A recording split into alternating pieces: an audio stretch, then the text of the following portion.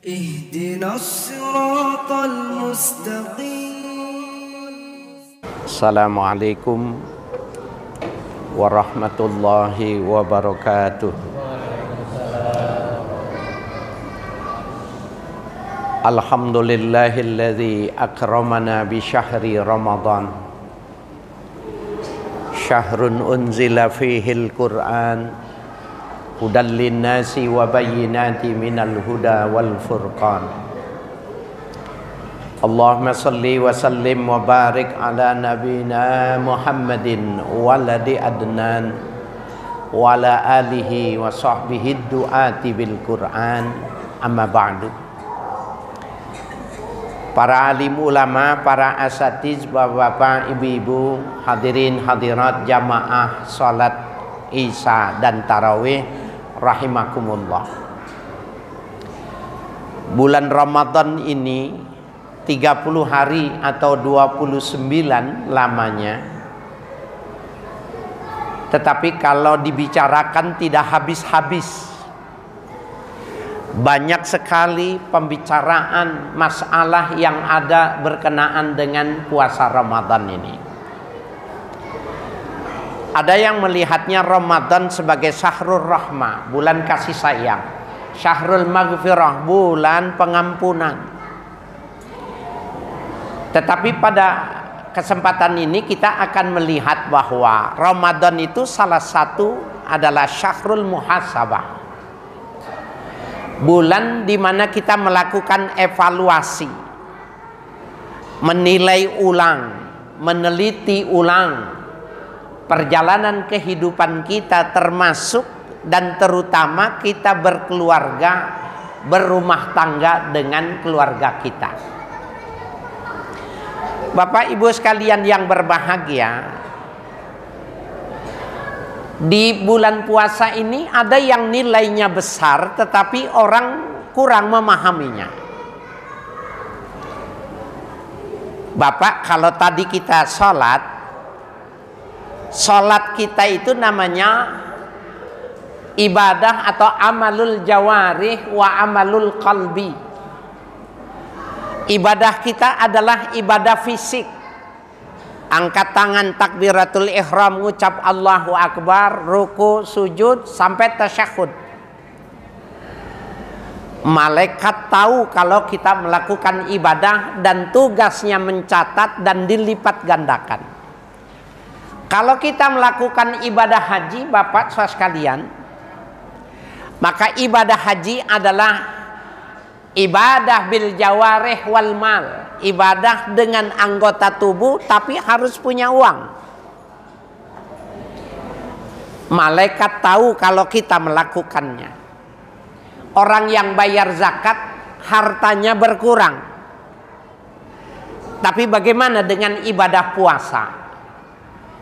Bapak, jangankan orang lain, istri kita yang satu tempat tidur, anak kita yang satu rumah nggak tahu kalau kita berpuasa atau tidak. Apa tandanya orang berpuasa?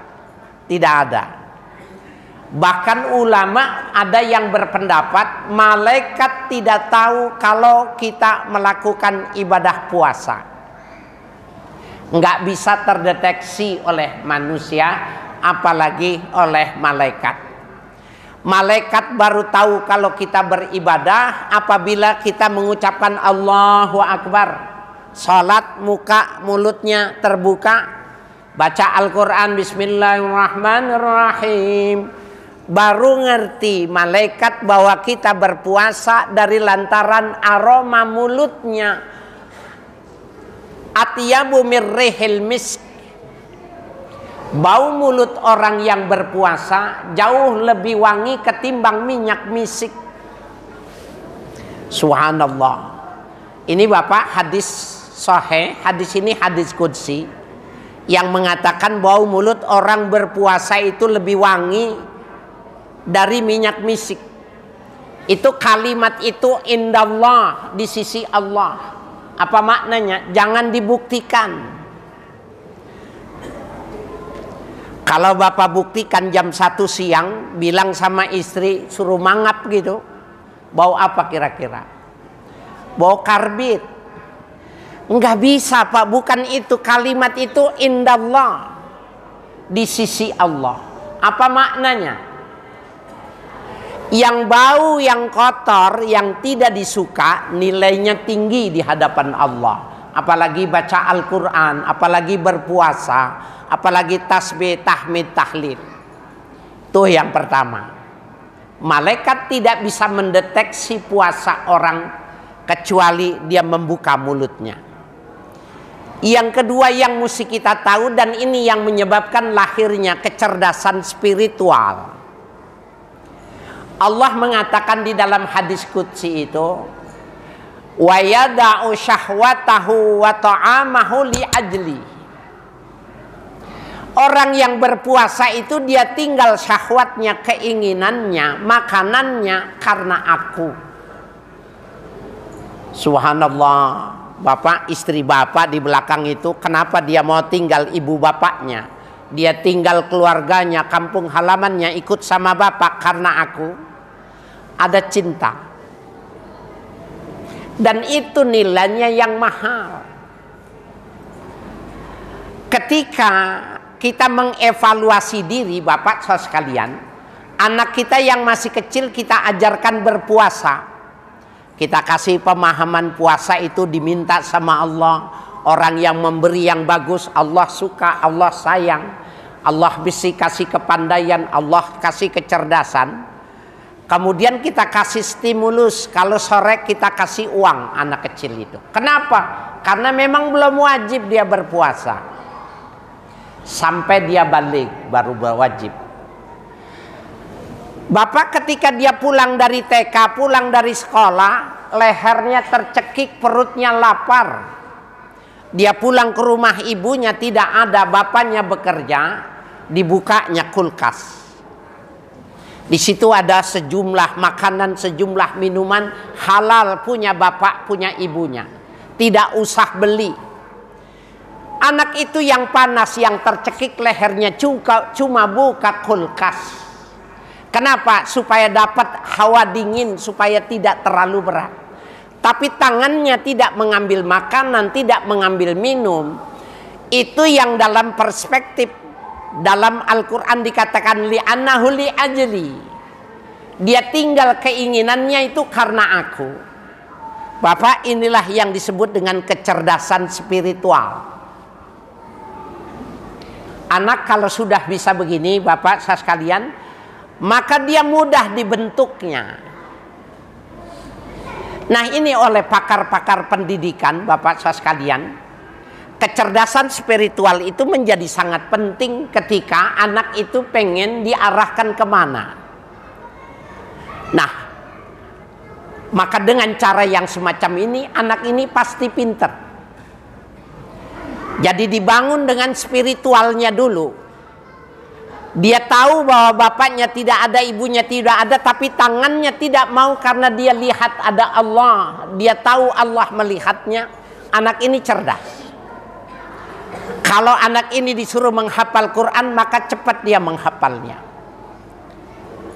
Oleh karena itu Bapak Ibu sekalian yang berbahagia, ini bulan Ramadan itu bagian dari untuk memahami itu. Kalau tidak Bapak sekalian, coba kita lihat perspektif Al-Quran. Ada anak yang dikatakan al-malu wal banun zinatul hayati dunya. Ini yang pertama. Harta dan anak tidak lain hanyalah perhiasan dunia. Bapak, ini yang mengatakan Allah. Al-malu wal banun zinatul hayati dunya.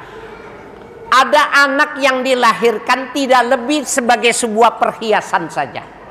Jadi kalau di sampingnya ditaruh rumah mewah, ada mobil mewah, kendaraan mewah, duit banyak, dengan anak yang dilahirkan sama saja. Bahkan yang lebih ekstrim lagi, yang kedua, Al-Quran menggambarkan tentang anak bahwa inna auladakum wa azwajikum aduwwan lakum. Sesungguhnya harta, sesungguhnya anak dan istri kalian adalah musuh kalian. Bapak, ada orang punya anak, tapi anaknya jadi musuh. Bapak punya istri, istrinya jadi musuh bagi suaminya. Itu pandangan Quran. Kenapa anaknya bisa musuh? Kenapa istrinya jadi musuh? Kasus yang terjadi sekarang ini Bapak, gara-gara anak terbongkar, gara-gara istri terbongkar, semuanya terbongkar. Itu yang dibilang aduwwan lakum, istrimu musuhmu, anakmu musuhmu. Kenapa banyak begitu? Jawabannya tidak lain karena gagal dengan memahami dan memanfaatkan Ramadan, bahwa konsepnya itu dimulai dari bulan Ramadan ini, dari masih kecil. Yang ketiga, Al-Quran menggambarkan tentang anak yang menjadi kebahagiaan dunia dan kebahagiaan akhirat. Walladzina yaquluna rabbana hab lana min azwajina wa dzurriyyatina qurrata a'yun waj'alna lil muttaqina imama. Ada di antara mereka orang-orang yang beriman ketika berdoa, Rabbana hab lana, ya Allah berikan kepada kami, wa azwajina, istri-istri kami, azwajina wa dzurriyyatina, anak dan keturunan kami, qurrata a'yun, yang menyejukkan mata. Ini satu istilah, karena memang Nabi juga menggunakan kata itu, bahwa istrinya, anaknya itu disebutnya, cucunya adalah qurratu ain, yang menyejukkan mata. Artinya dipandang kapan saja menyenangkan, bahkan dipandang di dunia, dipandang di akhirat menyenangkan. Punya anak menguntungkan di dunia, menguntungkan di akhirat. Nabi Ibrahim, kenapa dia punya anak keturunan begitu semua? Tidak kurang 70 nabi dari keturunan Nabi Ibrahim. Kenapa sih hebat? Nabi Ibrahim minta, Rabbi habli minas salihin, ya Allah jadikanlah anak, berikanlah kepadaku anak yang soleh. Nah Bapak sekalian yang berbahagia, kalau kita sudah tahu sekarang ini bahwa tipologi yang ketiga, anak soleh, qurratu a'yun, itu adalah proses meminta. Pertanyaannya, mintanya kapan? Dan ternyata kalau kita teliti, tempatnya itu lebih banyak di bulan suci Ramadan. Yang pertama Bapak saya sekalian, di dalam salah satu hadis sahih dikatakan, salah satun la turaddu da'watuhum, ada 3 kelompok doa mereka tidak ditolak. Yang pertama al-imamul adil, imam yang adil, raja, presiden, amir, gubernur, orang yang punya wilayah tetapi dia adil dengan wilayahnya, kapan saja dia berdoa, doanya kabul. Jadi kapan dan siapa yang tahu? Dia sama Allah yang tahu apakah dia adil atau tidak. Nah yang kedua ini Pak, as-saimu hina yuftir, orang yang berpuasa ketika berbuka. Orang berpuasa tapi dia nggak tahu sebenarnya ada maqamul mustajabat, al-awqatul mustajabat, waktunya mustajab, tempatnya mustajab. Bapak, jadi caranya kalau kita terdengar maghrib, azan maghrib, bismillahirrahmanirrahim, Allahumma laka sumtu wa bika amantu minum.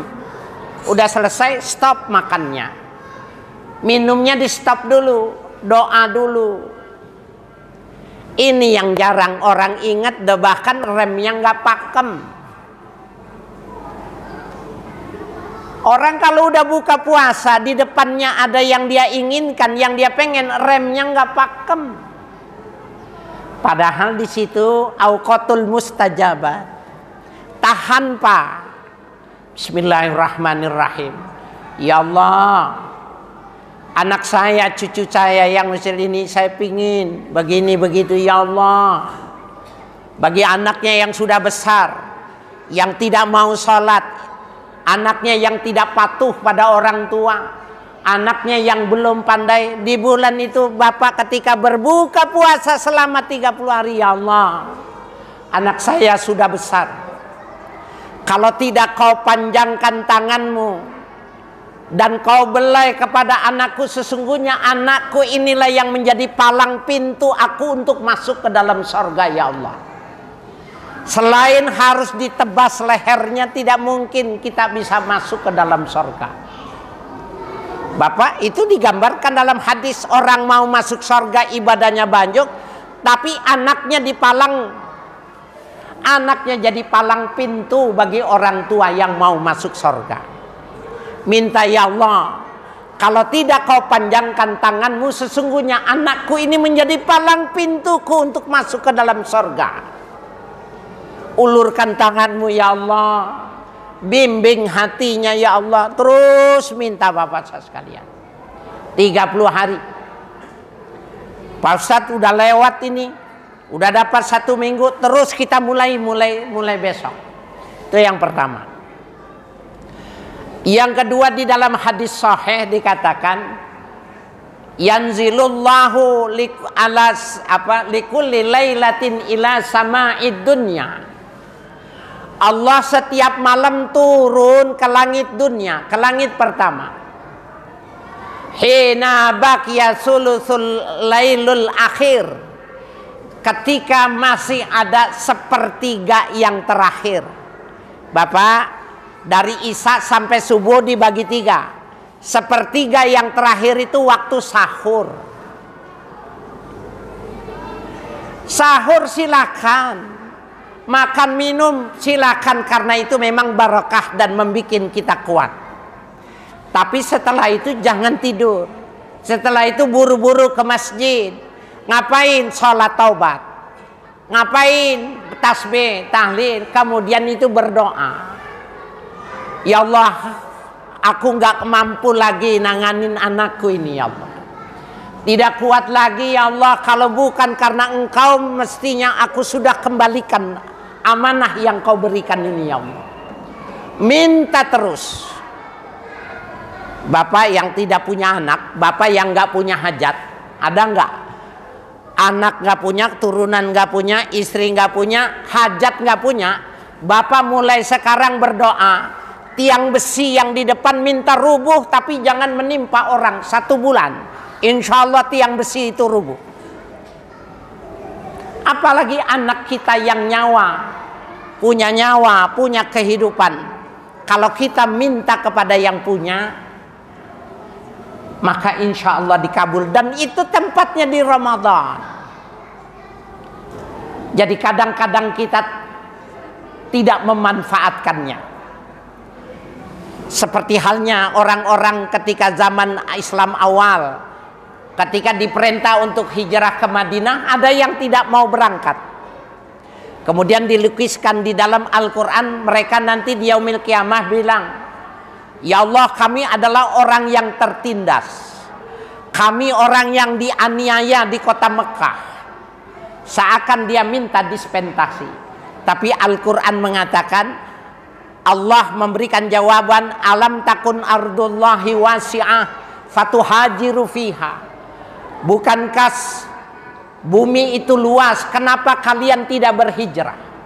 Kenapa tetap bertahan di kota Mekah? Kenapa tidak ikut tinggalkan kota Mekah? Sama Bapak, orang yang gagal dengan punya keturunan, gagal dengan karirnya, tidak bagus dalam usaha dan lain sebagainya. Ketika nanti kita menjadi orang yang ngeluh, Allah akan tanya, berapa tahun kau hidup menghalami bulan Ramadan?